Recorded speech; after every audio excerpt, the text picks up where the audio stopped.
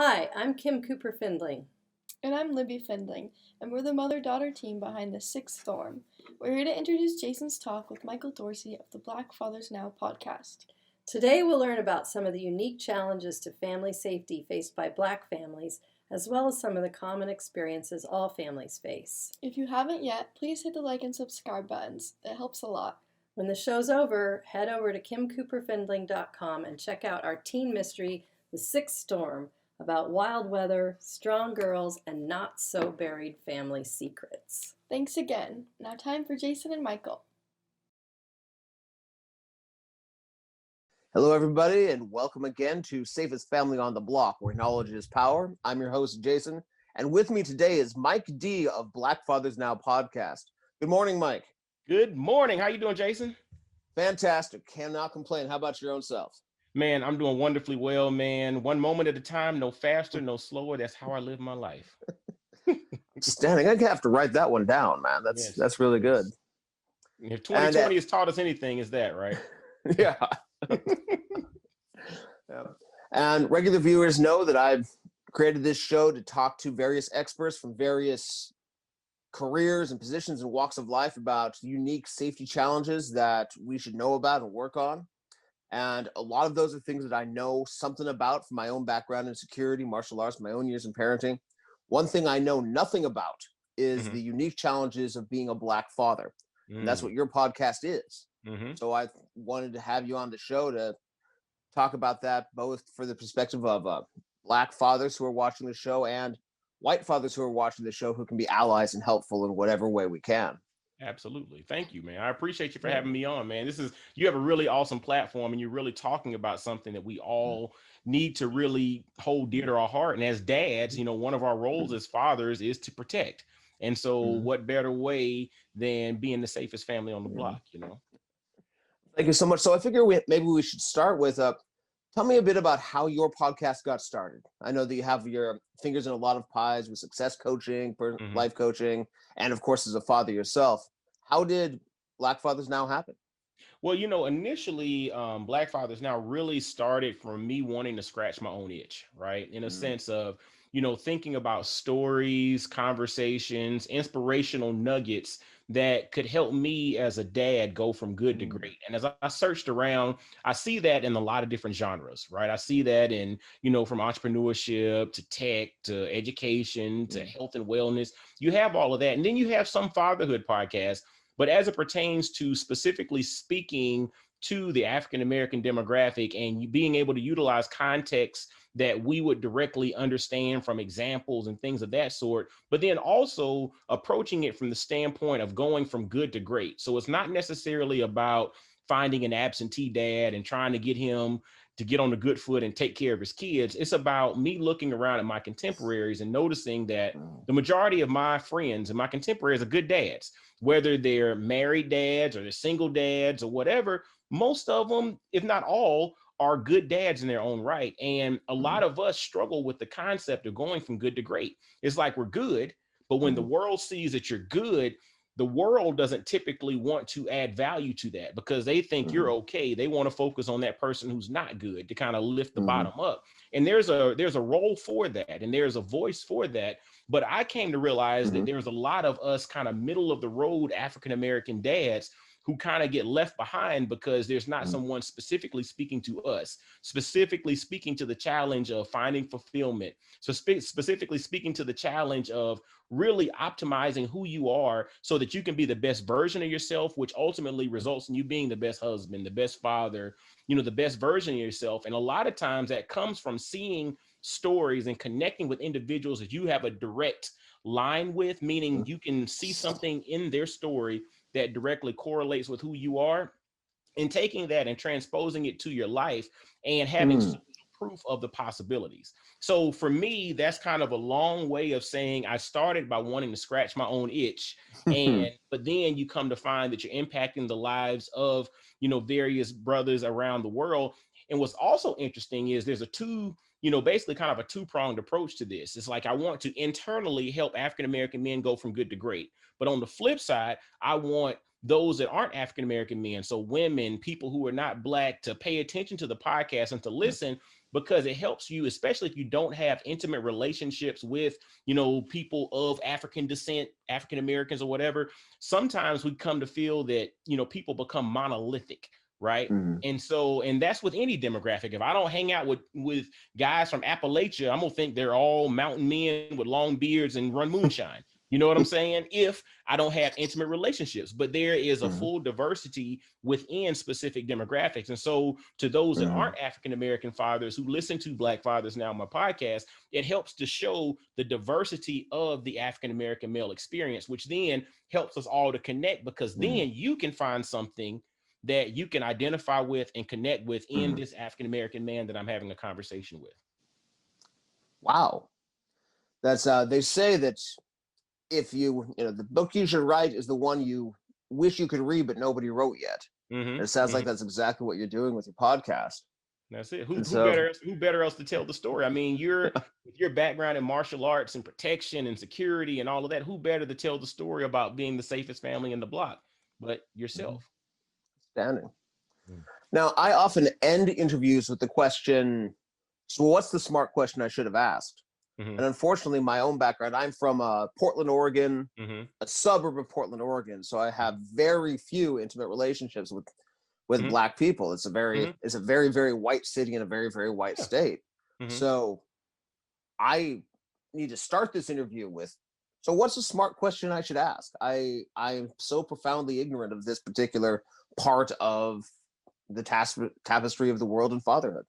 Well, I would even throw it back at you and Mm-hmm. really kind of reframe it where, what's a question that you've Mm-hmm. always wanted an answer to that you've never had the opportunity to ask?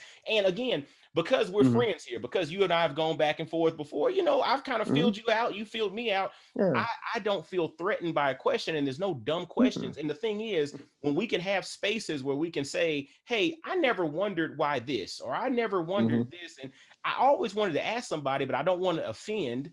To me, Mm-hmm. I would throw it back to you in that regard, Mm-hmm. because me trying to automatically assume, what you're, Mm-hmm. what's going through your Yeah. mind, that's me assuming. Whereas I would just say, like, what questions do you have? What are something that if you had a Black best friend that lived next door, you always wanted to say, man, why does this happen? And maybe I can answer. Maybe I can't. Maybe I'm like, I don't know either, because we're all different, right? Even though we have, Oh, same cultural, connections. yeah. So let's start with the big one, with the fears. Okay. I know what I am most afraid of Mm-hmm. as a parent. Mm-hmm. But what's that wonderful quote about being a parent is having your heart walk around outside your body. Yes. I'm very much afraid of a stranger kidnapping, which of course is vanishingly statistically not likely. Mm-hmm. Drowning is Mm-hmm. one that haunts my nightmares. Yes. Those are the ones that scare me here in my little suburb, Mm-hmm. here in my white experience. Are Black parents' fears substantially different? I would say it's an and. So the things that you Mm. mentioned, drowning, especially, and again, this is a statistical thing. Mm-hmm. There's a lot of Black people who can't swim, right? I know it's funny to Yeah. say, and we can swim. Mm-hmm. We're working on my youngest son. He's Mm-hmm. reluctant with the swimming lessons, Mm-hmm. but the other three, my wife and I and my oldest daughter can swim. But yes, we have Mm-hmm. fears of that, fears of the kidnappings and your Mm-hmm. family being safe and all of that. But I will also say, because of the historical Mm-hmm. experience of the African American journey, in America, there are some other fears or some other things that we have to concern ourselves with at times that aren't necessarily common amongst others. So, I mean, when people talk about, the elephant in the room getting pulled over by the police, as an African American man, I'm 41 years old, and I grew up in Augusta, Georgia. I went to college in Atlanta at Georgia Tech, and we currently live in Knoxville, Tennessee. So our nucleus primarily is in the Southeast, right? Where, historically speaking, the Southeast was a part of Jim Crow and the Confederacy and this and that. So there are some remnants of those things and those feelings at times, still lurking. And again, we start looking at it. I'm born in 1979. The civil rights movement was just a decade before I was born. So my parents grew up in segregated schools. My parents grew up and had to integrate schools. My parents grew up with, white only bathrooms and black, colored bathrooms. My grandparents, even take a step back, the ones that I grew up with had even more of a deep, connection, because my grandparents, some of them were born enslaved. So when you stop and you think about that, Mhm. I think about my grandparents and the rich history I have. Speaking to my grandparents can go back to when they were kids and speaking to their grandparents, and Mhm. some of their grandparents were actually born enslaved. So when you stop and you put all of that together, Mhm. it takes time for perspectives and perceptions to kind of basically wash away, right? And things also have to get learned and or relearned. So I gave some context there to say, as an African American male, or as an African American period, growing up, there are still remnants of discrimination. There are still remnants Mhm. of people not knowing who you are. So therefore, Mhm. they believe that you are what they see on TV, or they are what they believe what they read about. And that's why the importance of us having connection with each other and learning Mhm. that, yes, we have some differences, but there's a whole lot of similarities too, right? And so for me as an African American, getting pulled over by the police is something that is a little scary. I've been pulled over by the police before. I've been pulled over and told to get out of the car and stand on the back and getting questioned by this or that because I was driving a pretty nice car. Come to find out it was a drug task force that wanted to Mhm. question me while I was driving this car, just because I'm an African American male. And at the time I was not suited and booted, in the car. You know what I'm saying? So that's Mhm. happened to me before. I've been out playing with kids, and we were teenagers. We were racing one time, and a cop came running around drawing his gun thinking something was wrong on us. Something was wrong with us. I mean, I've Mhm. had experiences like that. And again, for me, fortunately, things did not go in the wrong direction. But because of perceptions, Mhm. sometimes there are fears that we have in which we tell our children as they grow Mhm. up, you might not be able to mouth off at the cop. You might not Mhm. be able to step out of line because you're viewed as a person that might be a potential threat. And that threat is just simply because you're Black at times. And because you're Black and you're perceived as a threat, even though you might not be, you have to tread lightly. And that's a conversation that we have to have, at times. And it's not one that I want to have. And again, I pray that we get to a point in which we no longer have to have those conversations in which people see people as people, but because of these remnants that are passed down through generations and they have not been completely weeded out, and because there are systems in place at times that are making it a point to keep folks fighting and keep people divided because that keeps entities in power, then to be completely honest, it makes it challenging. But I'm going around the tree kind of giving some context here, but issues, getting stopped by the police, just interacting in various Mhm. circumstances and or circles. I mean, and I think that's something that we all have fears of, but our Mhm. kids basically interacting in circles that they don't need to be in, and that's irregardless of racial background. It's just like, Mhm. you have to protect yourself. And if you live in an insulated environment, sometimes you don't see those threats, but as you step outside of your bubble, you start to realize that, Mhm. okay, there are some things that I don't quite understand, and sometimes those are within my own community. You know what I'm saying? Because again, Mhm. we're not a monolith. There are different experiences even within a Mhm. cultural genre. Oh, wow. So, for example, this situation where you're being pulled over by a police officer and you're Black, Mm-hmm. which means that you culturally are presented in many parts of the media as a threat.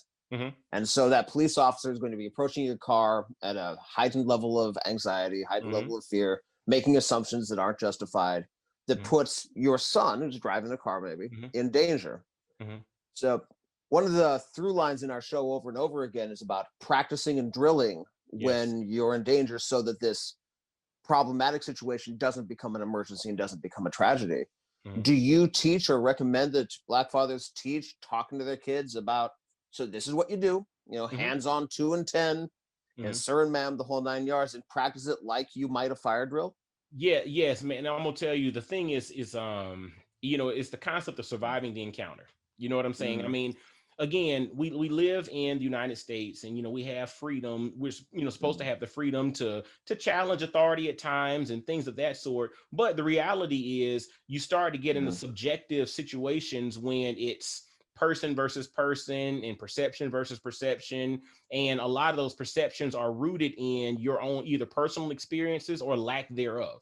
And so to that point, my first job with my son is 7 and my daughter is 9, so they're not driving yet and doing anything on their own yet. But as they age, the whole concept is to survive the encounter. You understand how, and the thing is, even then, it's not about guaranteeing anything. It's about increasing the probability of you surviving the encounter, and we'll worry about it later. So does that mean that, you need to follow the rules? Absolutely. Just because your friend might get away with something, that doesn't mean you should do it. I always roll with a quote or a theory that just because you can doesn't mean that you should.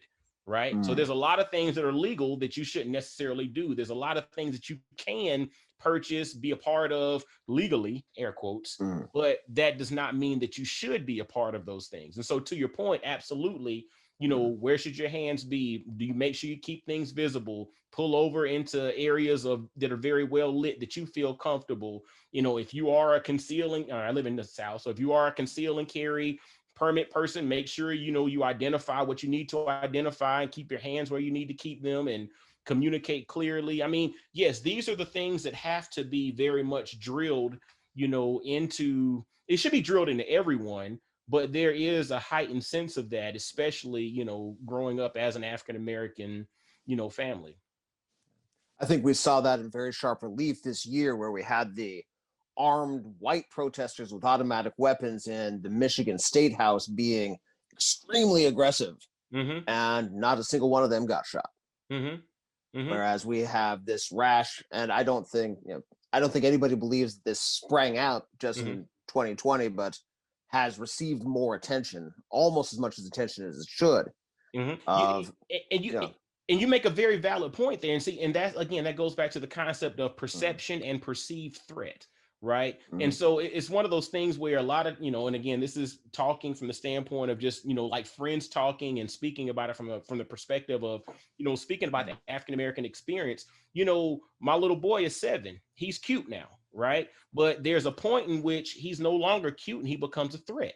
And so, and you look and you see studies, there was a study not too long ago where it talked about even African-American girls are perceived to be more mature than their counterparts of other races and backgrounds. So that basically shows that they're perceived as more mature and more grown, in how they communicate and how they do different things. And that also leads into the notion of, as you're considered more grown, we're going to start treating you more like an adult. And we're going to start looking at you as, from the standpoint of threat or whatnot as an adult. And those are things that, again, are not rooted in reality. They're rooted in perception. And that perception is rooted in the fact that we don't have a lot of people across the board building these relationships to truly learn and understand that, what, he's just like my son. He might be a little bigger, but he's just my son. He's like my son.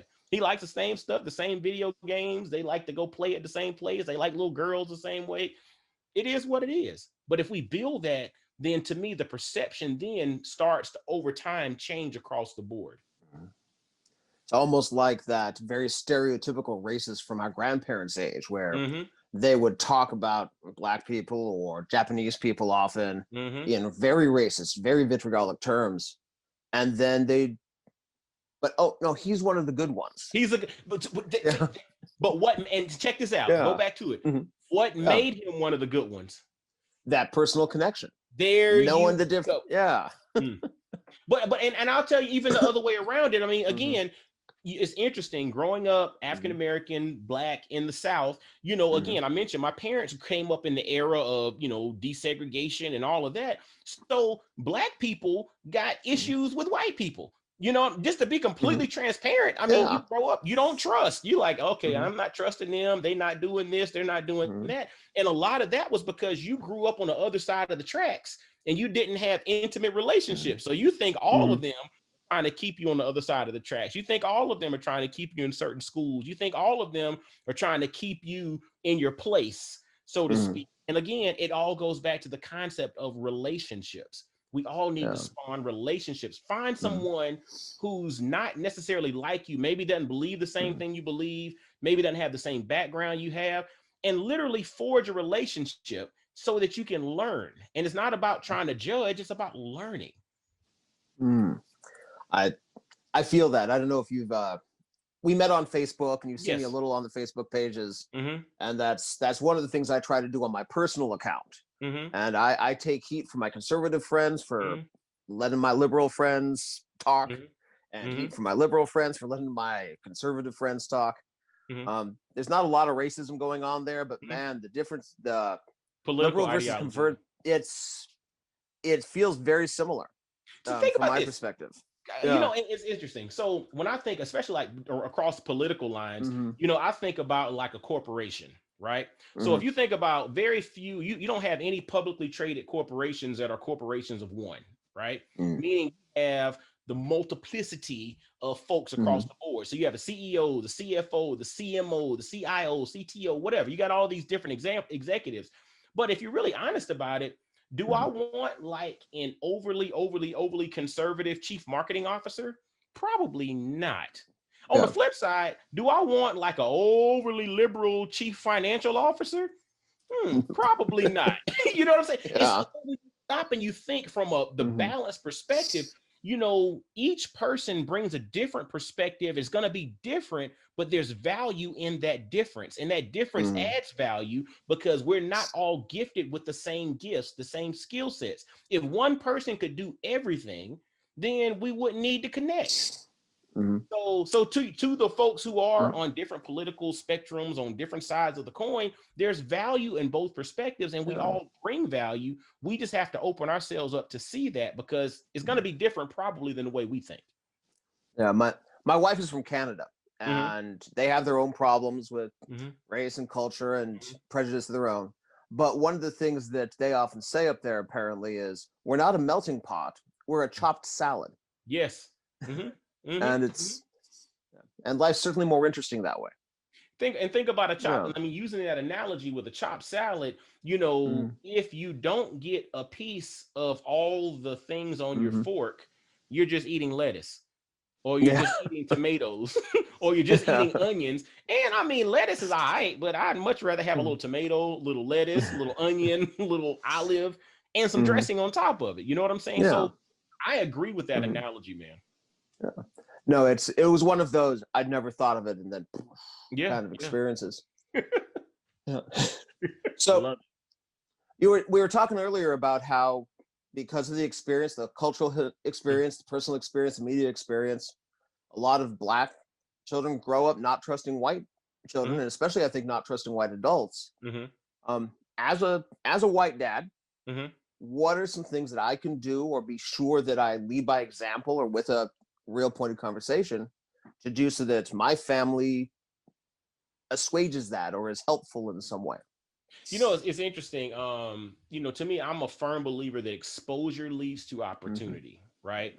And so, you know, kids don't always do what they're told, but they almost always replicate what they see. They and you see it come out. So if you use certain language, whether you tell them to use it or not, you're gonna hear them repeat that language at Mm-hmm. some point if you kind of listen in on their room when they're having a conversation amongst each other. Mm-hmm. And so I think from the standpoint of that, it all starts with exposure, right? And really Mm-hmm. having open conversations and open dialogues. But then on the flip side of it, it's actually learning from your kids because you have to think about it. As we grow and as we become adults, we do become dogmatic at times in our belief structure. We become Mm-hmm. very rooted in this is what I believe, this is how I go, this is how I do things. This is the type of person I like to hang out with. This is the type of food I like. I sleep on this side of the bed. You know, whatever it is, we get rooted in that. Mm-hmm. And if we pay attention to our kids have not gotten to the point of them being completely rooted in something. And so when you actually watch kids play, if they're in diverse environments, you'll see kids don't care who the kid is. They're playing with everyone. If they have a cool basketball or a cool toy, they're going over there with them. Mm-hmm. I don't care who they are. I don't care if it's a boy, if it's a girl, if they're of different backgrounds or whatever. And I think as adults, we can actually learn from them and allow them to continue to let that thing flourish and don't put limits on it. Today's episode is brought to you by Kurobia Martial Arts Supply. If you're a serious martial artist and you're tired of paying premium prices for high-end Japanese gear, Kurobia has your back. Kurobia was founded by a black belt expat for black belts worldwide. They carry a full range of gis from Hirota, Tokaido, and Tokyo-do International, as well as bags and books and other training supplies. They made my third Dan black belt back in 2002, the one I still wear to this day, and they've only gotten better since then. Use coupon code SAFEFAM to get 10% off your first order at Kurobia.com. They're a good company run by good people that offers good products at good value. Please do check them out. That's Kurobia.com, Kuroobiya.com. Tell them Safest Family on the Block sent you.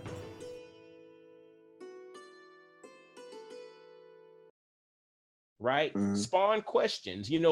Ask the question of, hey, do you notice anything different about, so-and-so? And if they notice something different, a lot of times they're like, yeah, he's wearing pink shoes. Things that stand out to us. We might think about the religion or their political ideology or their this or their race. They're like, okay, they're wearing these cool pants that I really like, or he has a bike that's really, really awesome.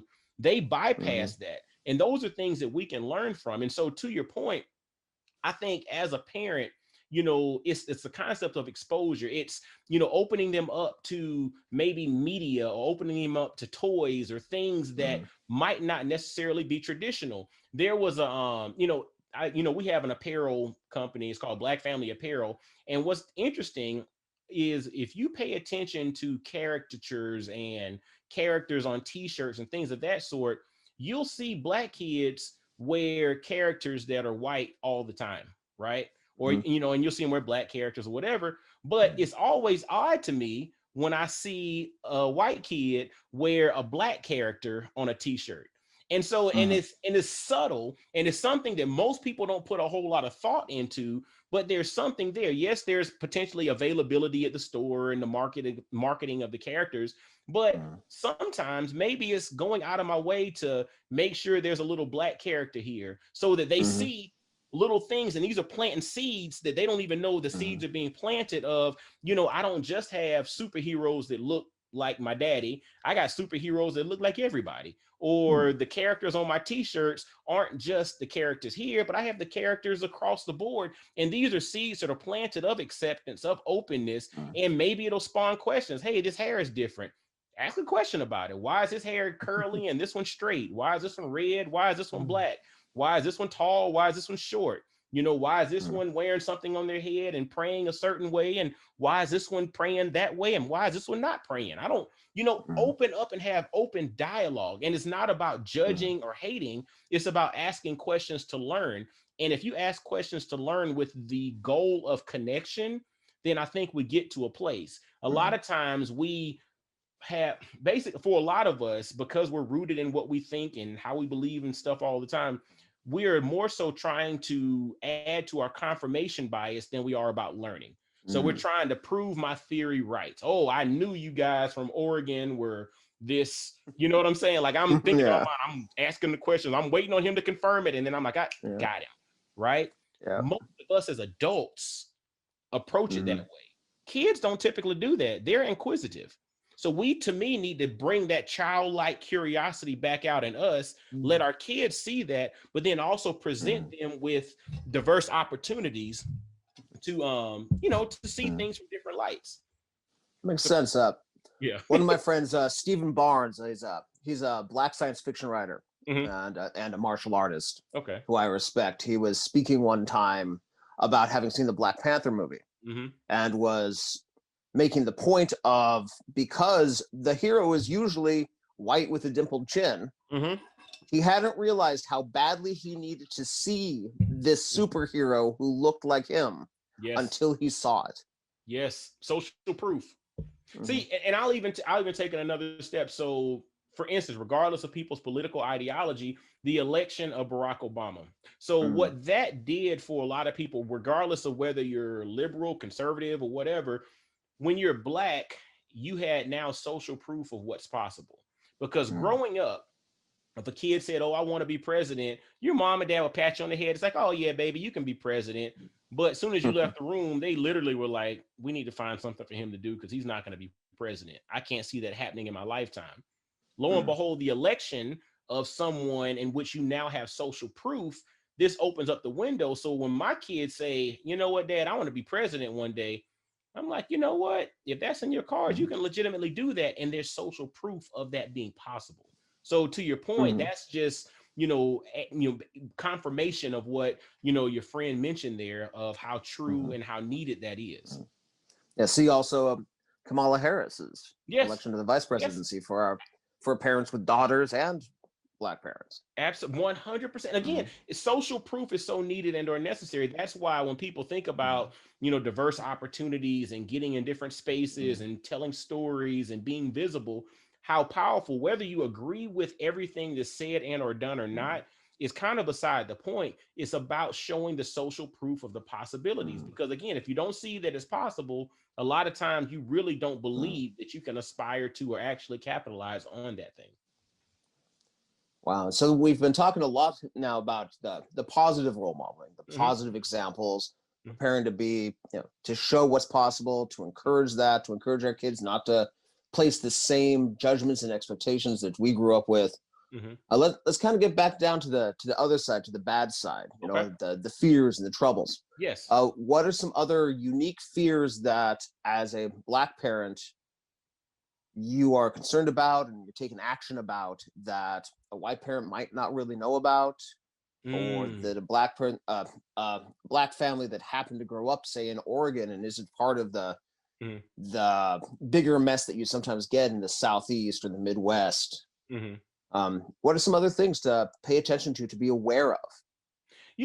Honestly, man, it's interesting when you put it that way, because, when it comes to the uniqueness of the African-American experience, again, there are unique perspectives that kind of strike fear in all of us from the standpoint of, like the authorities and opportunities and being judged and all of that. But then from the standpoint of looking at life internally, from the standpoint of growing up in, let's say an African-American community, the thing is what you find, and this is what's interesting, as you travel, what you find in African-American communities, you find in every other community, right? And a lot of the circumstances that are, that primarily impact socioeconomically challenged, demographics or socioeconomically challenged groups, those same challenges literally face folks across the racial line. So if you're, for instance, you juxtapose, someone growing up in a trailer park in what they call flyover America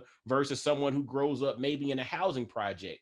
If they're, socioeconomically challenged, maybe it's a broken home, maybe there's some, some other issues going on in the house.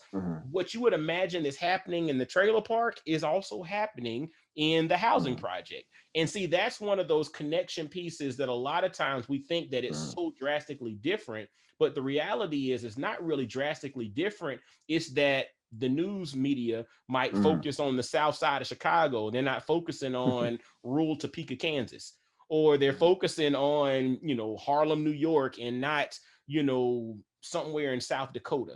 You know what I'm saying? And so, but the thing is, if you really dive into those neighborhoods, you see that those experiences, you see again, broken homes, drug use, even like gang type activities, you see all of that, but it's across racial lines, and it literally is more played out due to socioeconomics. And so that's one of the things where, again, building relationships with people across racial, cultural, ethnic lines, you start to see that literally there are levels in each person's community. And again, you get into the upper echelon, super wealthy African-American communities, it's the same stuff. It's golf carts and multi-million-dollar homes and social organizations and pools and all of that stuff.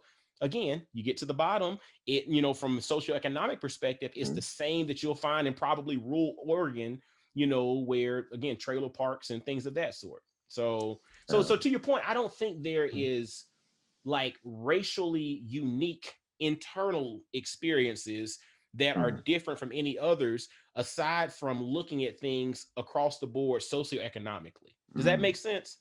Absolutely. Not to get too political, but yeah, go ahead. the very wealthy, the elite, the people who can afford lobbyists, Mm-hmm. one of the tricks that they pulled that has worked really well for them for generations is convincing a black man in a Chicago project that he has less in common with a white guy in a trailer park in East Texas Mm-hmm. than either of them have with this multi-millionaire in Washington, D.C. Check this out. Look, I'm gonna tell you what's interesting. And so you're also talking about history here, right? Yeah. And so when you look at, for instance, Martin Luther King. So Martin Luther King, for most who don't really dive into him, they think it's all civil rights. But if you really pay attention to the very end of his life, primarily like that last year, from when he gave the speech on Vietnam, which was a year to the day before he got assassinated, literally I think April the 4th of 1967, he gave the speech on Vietnam until, the 1968 when he was assassinated.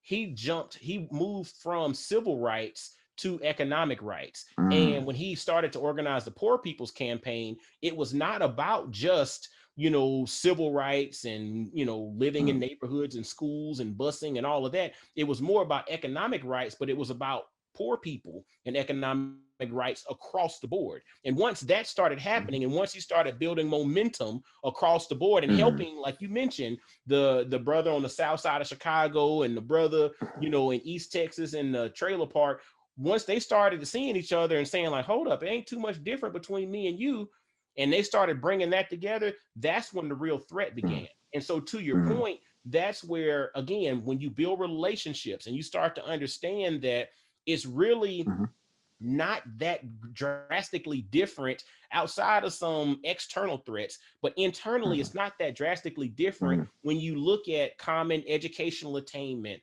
common income earning, common, marital status and family structures. If you look at it across the board, we're very similar, independent of your racial or cultural background. And I think that's especially true in the neighborhood where 100%. the black friends that my sons make are going to have more in common with me than they do with probably your kids growing up in the Southeast. And that brings to one other real question that I have, which is I've heard about this situation in stand-up comedy routines about my white son is spending time, maybe they're both 16. My youngest is now 10. And they're 16, they're driving around and he's in the passenger seat or the driver's seat with his black friend and they get pulled over. You hear about that situation where the white kid mouths off and creates a situation that makes the situation dangerous because his experience is just that much different. First of all, I guess I've only seen about this in stand-up comedy and on a couple of sitcoms. Is that a realistic thing? Is that a real thing? It's interesting. I mean, it is something that potentially could happen, right? I mean, it's one of those situations. And again, it's not always just the white kids. Sometimes, like I mentioned before, sometimes things are socioeconomic, right? And you can even, I mean, you are somewhere in the same age bracket as myself, it looks like. When we stop and you think about like the Fresh Prince of Bel-Air, right? And you think about Carlton and you think about Will, right? Carlton grew up in Beverly Hills, wealthy, father, Ivy League educated, and this and that. He didn't understand discrimination. He didn't understand all of that because he lived in this Bel Air bubble, right? Whereas Will came into the mix and he was like, whoa, dude, what are you doing? And and there's so many different experiences in which Carlton got the realization of, okay, there's more to life than this bubble that I live in Bel Air, California, amongst the multimillionaires and the actors and celebrities or whatnot. And so to your point, I think that there are opportunities or situations in which someone who's maybe never experienced some challenges like that to make things more difficult for for the others involved. I would even say it like this. So if you think about men interacting, a lot of times men are a little more likely to get physical, and this is a self-defense guy. But if you have a spouse or a partner who's a lady who might be kind of mouthy in regard to situations, guys are kind of like hush, because you can talk. If you talk and this guy steps up, I'm not going to have to talk. I can't talk anymore. We got to get to it.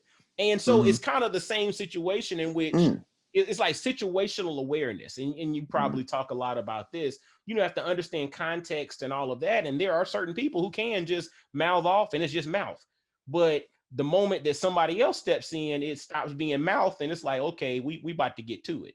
And so I think that's an example of it, that when you use it in the context of maybe your spouse or your girlfriend or whatever, or wife saying it, versus just the white guy in the car saying it, it gives you a different way of looking at it, to say it's not necessarily just the racial divide, but it's just maybe the lack of contextual understanding, that you can just mouth off and it's fine. If I open my mouth, we finna come to blows.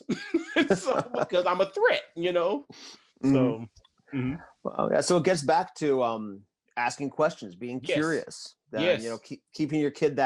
There was a book that came out in the 2000s called The Scientist in the Nursery, about how, as babies, if you watch a baby move around, they're undergoing the scientific method 100 times an hour. Yes. Because they're just exploring the world with open curiosity and no expectations, because they haven't figured out the patterns yet. And just encouraging that mindset for as long as possible, hopefully until they're full-grown adults. Yes, dude, I literally, exposure leads to opportunity. Like, I'm so about exposing our kids and helping them to see, to explore, but then to not get so locked into, you got to think this way. Like, no, open yourself up, continue. And I'm trying to learn from that, because again, over time, it's like we lose that sense of wonder, and we become very rational in our thought process. I don't know what age it happens for us, but it's like a switch flips, and you stop dreaming, and you stop exploring, and you stop finding the joy in everything. And it's just like, okay, what's the rational thought behind all of this? And I don't know. I think that's something we can all, as dads, learn from our kids. Yeah. Well, I think so. And I think there's a point in our lives, and I think it's somewhere between middle school and high school, where saying "I don't know" becomes an admission of weakness. Wow. What is it? The wise man knows that he knows nothing at all. I forgot which philosopher or somebody, who coined that. But that's so true, and that's what's so interesting. The older you get, the more you realize you don't know. Right? The more exposure you have, the more you realize, like, I really don't know nothing. Like, this is, and it's okay. That's the part. The moment that you can accept being okay with, I don't know. Maybe we can find somebody who does, but maybe Alexa or Siri or somebody can, answer it for us. But to me, that's a sign of maturity. And that's one of the reasons that I reached out to you to do this podcast, because there's a lot that I don't know, a lot that our viewers don't know. One other topic that I'd love for us to talk about real quick is, so you've got the situation where you've got a young black man or an older black man pulled over, and the police officer is acting exactly wrong, and there is massive injustice happening right there. Sometimes in my career as a self-defense instructor, and this is usually in women's self-defense, and I don't think because women are unique in this way, but because that's the not white male population that I've worked with the most. You start talking about preventing rape, about watching your drink at a party, and then there's that pushback about, well, I shouldn't have to do these things to keep myself safe. And it's like, well, no, you shouldn't, but you gotta, because the world is not the paradise that it's not paradise yet. I haven't got a lot of experience to that, but what I have seen is there is some pushback about that in the moment, where you're teaching your 16-year-old about, okay, when you get pulled over, you need to do these things. And then the response is, but I shouldn't have to. What are some ways to teach our teenage kids to stay safe, I don't want to say stay calm, because I think that's impossible and unfair, but the idea of, okay, not here, not now. This is not the hill that I'm going to die on, maybe literally. Literally. So, man, I think about, when you said that, and when you were talking, I was thinking about tools in a tool belt, right?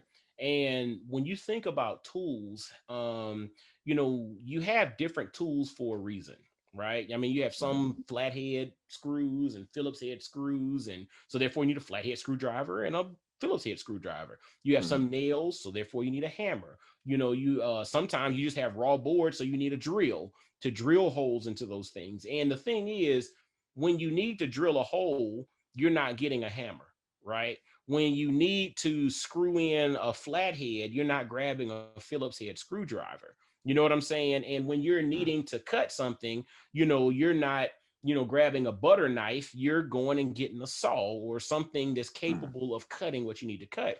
And so I would say that it's tools in the tool belt. And I think we need to be well versed in how to properly use all the tools in the tool belt.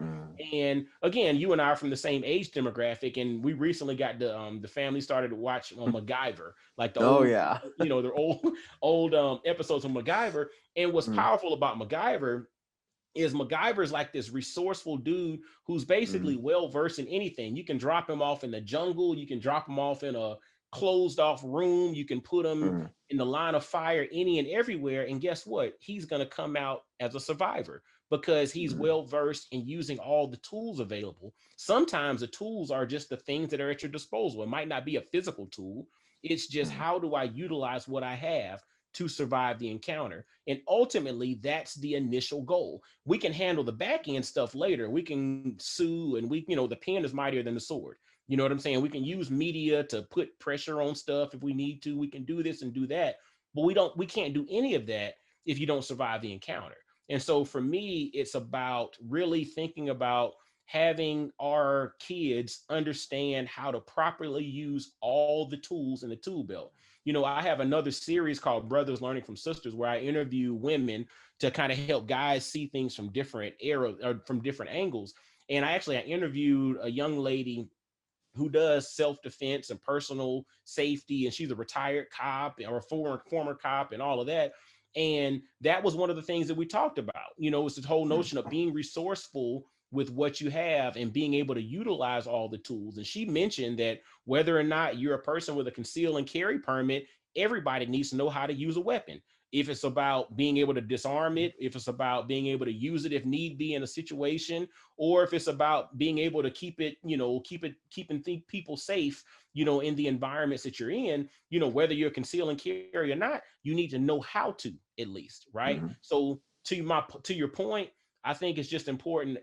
I think it's the stories that we tell. And if we can communicate those stories in a way that resonate with the kid, and if they can understand the concept of tools, if they've seen an episode of MacGyver, and just understand the value of that, I think that's the route that we need to take in regards to them understanding why you need to, even though you shouldn't have to.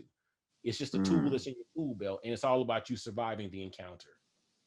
So maybe helping our kids understand that it's not, I'm not going to fight. It's No. that I'm not going to fight right now. There you go. Clearly outnumbered, outgunned.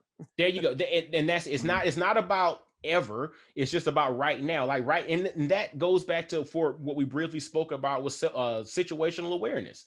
You know what I'm saying? I mean, there are times, and this in personal training. I mean, personal self-defense. There are times in which you need to fight. There are times in which you need to run. There are probably times in which you need to play dead. There are times in which, it's contextual. You know what I'm saying? Yeah. If you're in war and people are shooting all over you and they're coming in, it's probably good for you to play dead and hold your breath as long as possible until they pass. Yeah. If you're in an active shooter situation, and you don't have a firearm on you, and there's 3 guys with automatic weapons coming in, that is not the time to stand up and tell them what you think of what they're doing. No, not at all. Not again. No. Playing dead might work. So like I'm one of the ones that's done. I'm out. Exactly. Well, Mike, thank you so much for coming on the show. Before we finish up, is there a question that you wish you'd had a chance to answer during this conversation? Question I wish I had a chance to answer. Dude, this has been such a wide-ranging conversation. I'm trying to think I don't have a question that I'd like to answer, but I guess I'd like to ask you a question. Okay. Absolutely. For those that maybe aren't officially trained in self-defense and all of that, what's one thing from the standpoint of self-defense that you would recommend if you don't do anything else, if you don't learn anything else, if you don't have any other, options or whatever? What's one thing that everybody should know or be able to do to protect themselves? I'll give you two, one physical and one mental. Okay. And the mental one is what we've talked about already, which is that situational awareness. Mhm. That taking the time to look around, 90% of the time, 99% of the time, that attack that came out of nowhere did not come out of nowhere. Mhm. That there are indications that if you pay attention, if you know the neighborhood you're in, and you can notice if you pay attention, what's different about it in this moment, what's different about it at this time. And then if you just be aware of that and get in the habit of being aware of it, you'll avoid almost all of the violence and crime just by seeing that, accepting that it's happening. And then, for example, you're walking out of a store at 11 o'clock and your car's over there, and you notice that there's a van parked right next to it with a couple people sitting in it, that you go back in, you have another cup of coffee, or grab the security guard and have them walk out there with you. And that awareness is the most important mental self-defense skill. From a physical self-defense skill, get your kids in a judo class, a jiu-jitsu class, or gymnastics class so that they learn how to fall down without getting hurt. Ooh, how to fall without getting hurt. That is deep. I like that. Because I'll tell you, man, I've been doing martial arts for 38 years. I haven't been in a fight that I wasn't being paid to be in since 2004. I've fallen down 3 times this year already, and it's only going to get more common as we get older. Absolutely. Wow. Right. And most of those grappling arts and gymnastics teach you very specific techniques to fall down and get up just fine. The story from a couple of years back, I was leaning against a rail at a cabin with my, at that time, 6-year-old kind of in my lap, and the rail gave way. Ooh. And it was a 10-foot fall to a wood pile. Oh, wow. And that training took over, and I had a little bit of road rash right here, and he wanted to do it again. So that's the physical self-defense and safety skill I teach you. It's not learning how to deliver the perfect punch or going out to the range or whatever, but because those will be necessary in a situation that you can avoid if you use that situational awareness. But we're all going to fall down, and it's going to keep happening. How to fall without getting hurt. Dude, I'm going to tell you, those 2 tips right there, situational awareness and learning how to fall without getting hurt, honestly, man, that saves lives. Yeah. And that was kind of diverged from your experience, but that's how my podcast happened, where, I came from this very combative experience, but I was talking to a friend of mine who's right now, he's the paramedic in charge of medical response at San Francisco International. And about the statistics, where you look at the causes of death, ain't none of them a mugger or an active shooter. For men our age, it's all diet. The best self-defense thing you and I can do is put in 2 miles a day and make sure that we're eating right. Absolutely. Health is wealth. Health is wealth. Well, Mike, thank you so much for being willing to come on the show today. I'm sure our viewers are going to get a lot out of this. Awesome, man. I appreciate it, man. Like I said, I had a really good time, and let's continue being the safest family on the block, right? Thank you for watching today. I hope you found something useful or maybe even inspiring. If you liked what you saw, please take a few minutes to subscribe, like, and comment. Those little things add up to big help for the channel. If you loved it, consider checking out our Facebook page for more family safety news and information. And think about supporting us on Patreon, where you'll get early access, monthly training resources, blooper footage, and other exclusive benefits. You'll find links to both in the show notes. Most of all, thank you for being part of the safest family on the block team. Stay safe, everybody. See you next time.